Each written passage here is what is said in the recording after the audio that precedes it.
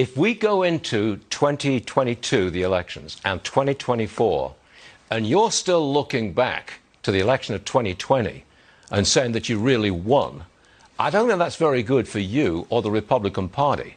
You want to comment on that? Well, I actually think it is good for me, and I think if we don't put out all of the crooked things, and we know what they are, that you won't win in 22 and you won't win in 24, if we don't get to it. So I think it's the opposite, actually, and I talk nothing about, nobody talks more about the future you than think I do, that but 2022, you also have to look back to you think that 2022 and 2024 are all about the 2020 election? Really? No. I think for us to win the election, we have to know how they cheated, because otherwise they'll cheat again. And we do know how they cheated. What's up, everybody? Major Retired Richard Ojeda here. And after January 6th, to say these people are late to the party is a criminal understatement. But finally, more and more Republicans are ditching Donald Trump.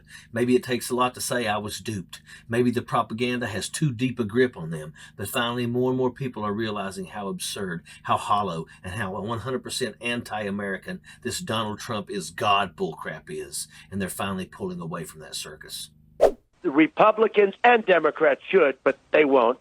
Republicans have to do something about it, or they're going to be very disappointed. And nobody talks more about the future than I do. There's this discussion about whether we should send jets, MiG jets, to help the Ukrainian Air Force. Would you send in that kind of help? Well, maybe even more, to be honest with you. And I'm the one that would have stayed out. I'm the one that would have stayed out. Let me just explain that Putin is saying things like, don't you dare send anything in. In the meantime, he's killing thousands and thousands of people. There are no politics behind Donald Trump. There are no policies. The moron wants to hold office, and you have to make him look good. And you build him into a false god with 100% blind worship. And isn't it a shocker that his whole campaign is a continuation of that? You must all go to the polls and vote people who will cry over Donnie and get on TV and say, he's not a loser.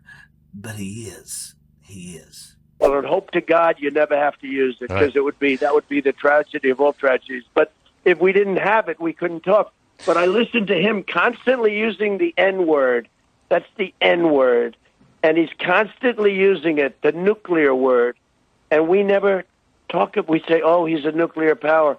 Finally, Varney pushes back against this con, asking again and again and again for any kind of specific details about what Trump would do about the war in Ukraine. And of course, we get the only response Donald Trump has for any question, which is avoid the question. He just rambles on and on about how great he is about 500 times, throw in a bunch of disparaging remarks against his enemies, then slowly tail off the ramble with abstract allusions to how great things would be if he were back in office.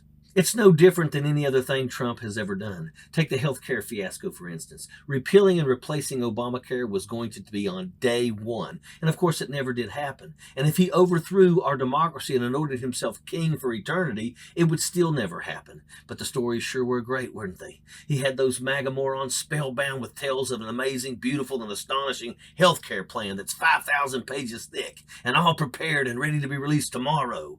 We just have to go and get the, go-ahead from the lawyers. And like releasing his taxes, fixing the coal industry, building the wall, and a million other failed promises, guess what? None of it came to fruition. And of course, Trump ends the whole conversation by pivoting back to the rigged 2020 election and about how the midterm strategy must be about how they were cheated out of 2020. Of course, remember, Trump is the only one that was cheated out of this widely rigged election. How come that is? Stuart Varney finally got absolutely fed up with this moron. Maybe talking to this freak face-to-face finally changed his mind. And a beacon of hope in the story is Stuart Varney was once as staunch a Trump lackey as there could be. This is a guy who said Donald Trump has never lied once. So we do have a prayer of sanity that there could be Republicans out there that don't have their nose so deep into their party's backside that they'll buy any and everything they're selling. They sold their biggest con in the history of the world to their minions in 2015 in Donald Trump. Now that people are finally realizing what kind of abomination that was, maybe they'll be a little more reluctant to blind partisan loyalty in the future. Only one can hope. Sappers clear the way, airborne all the way.